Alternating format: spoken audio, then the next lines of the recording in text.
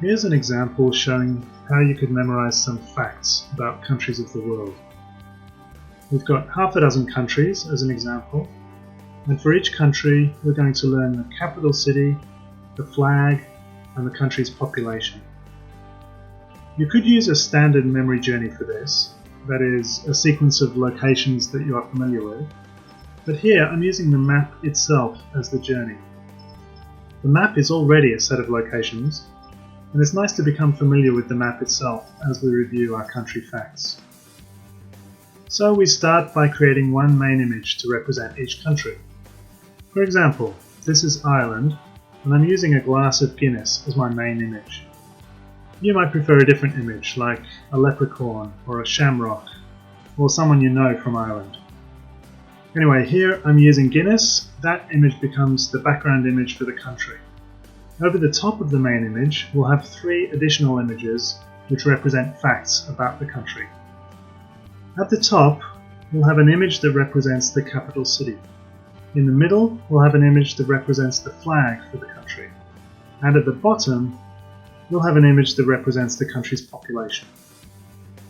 In the case of Ireland, I have a double line across the top, which reminds me that the capital is Dublin. For the flag, the image is a ribbon.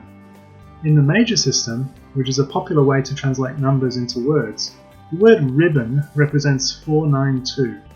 And I'm using another system to convert numbers into colours based on the rainbow. 1 is red, 2 is orange, 3 is yellow, etc. So ribbon gives me the colours green, white and orange, which are the colours in the Irish flag.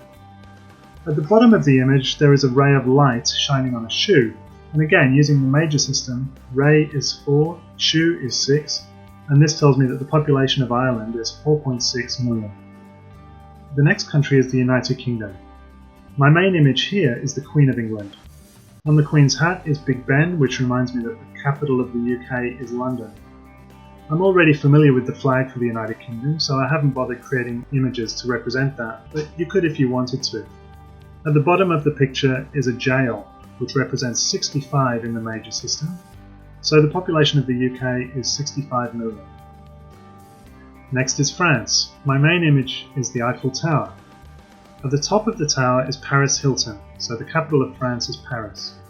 Paris is standing on a leopard, which is 591 in the major system, which translates to blue, white and red for the flag.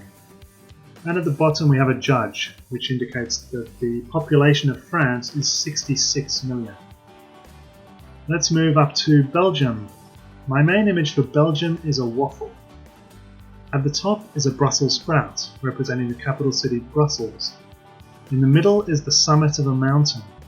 The word summit in the major system is 031, and translating to colours gives black, yellow, red, which are the stripes on the Belgian flag. At the bottom of the waffle is a toad, representing a population of 11 million. The next country is the Netherlands, and my main image here is a windmill. On top of one of the blades is a hamster, which reminds me that the capital is Amsterdam.